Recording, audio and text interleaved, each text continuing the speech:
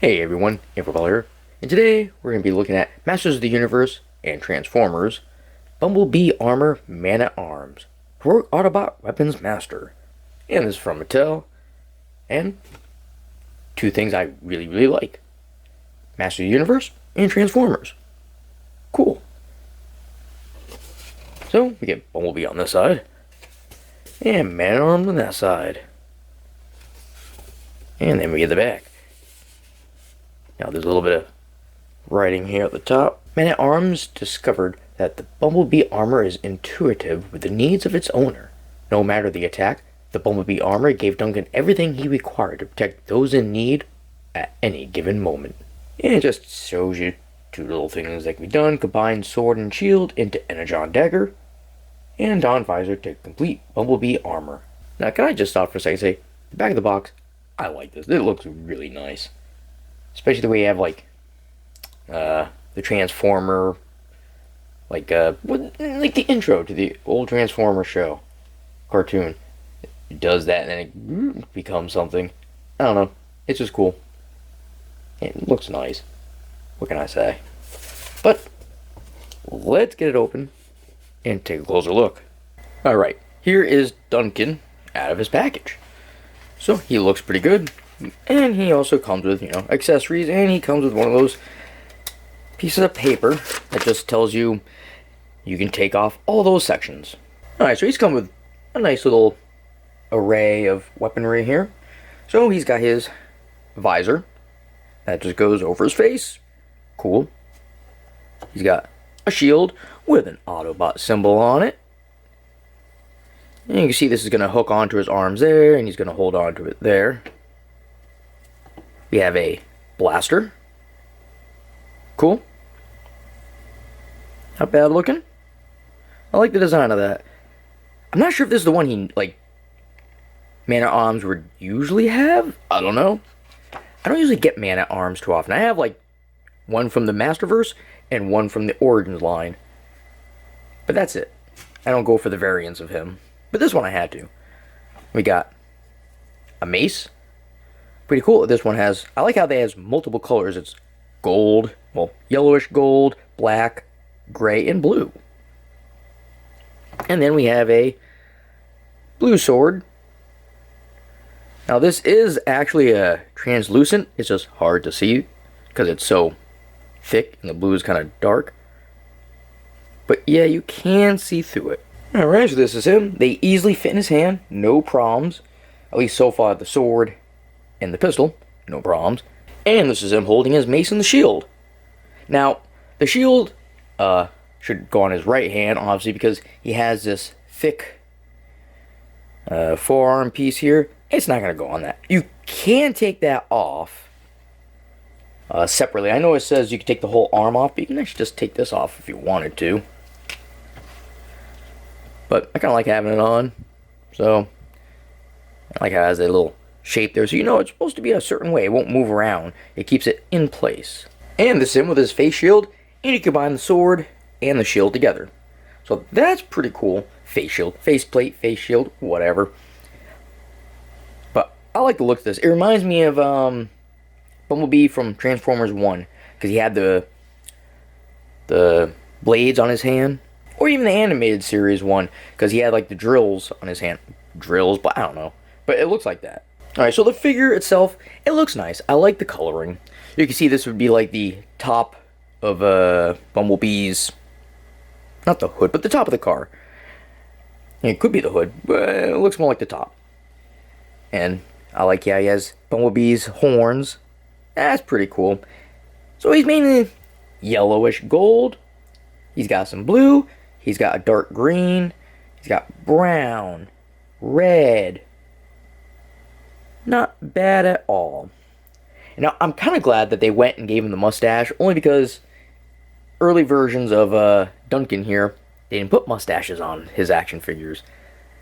And I think when they did Origins, they also didn't add the mustache. No, they did have a mustache, but then they made a separate figure without the mustache, I think. I might be wrong, don't quote me.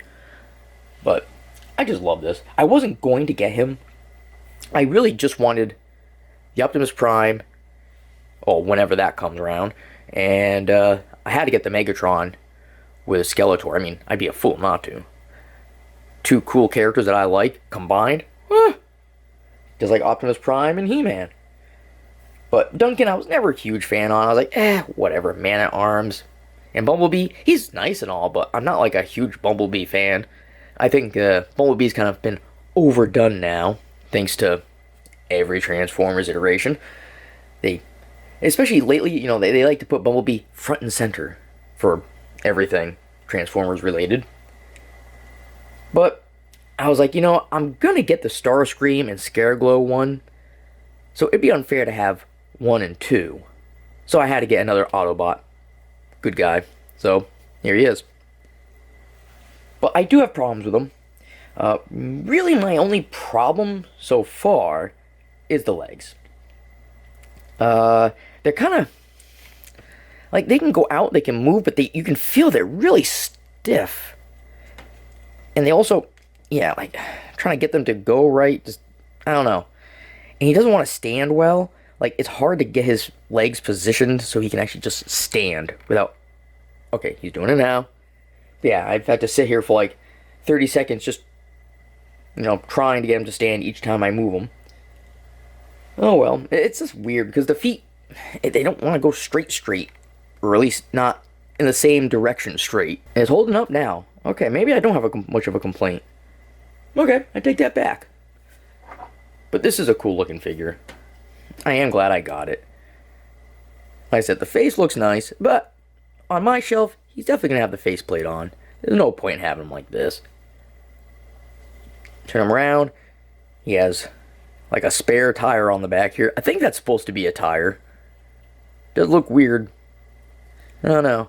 I wish they did something with it. So maybe you could have hooked this on him. The bottom of it has a hole. Like it should be able to connect somewhere for safe keeping. But no. It does not. Or even the pistol. Somewhere. Something. I mean, I guess you could go like this. I don't know if that's what it's supposed to be for. I think there's just a little porthole down here for no reason. So this is like, I like the blue from what's supposed to be like the windows on Bumblebee. That's pretty cool. He has a small little wristband there. He's got the bigger one here. He's got one shoulder pad. One shin guard. He's just got this one on this side, but he has that also underneath here on this one. He has two little things going down. Whoop. Interesting. And I do like this part. Usually I never like this part on Man-at-Arms. It just seems weird. Like, why does he have a mouth guard that doesn't actually go all the way up to cover the mouth? Is that what it's supposed to be? I've never known.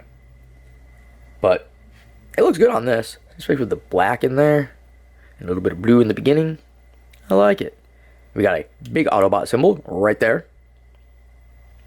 Looks pretty nice. Nice heft to it. So let's go over some articulation. So we get his head. It can go around nice. You can look down.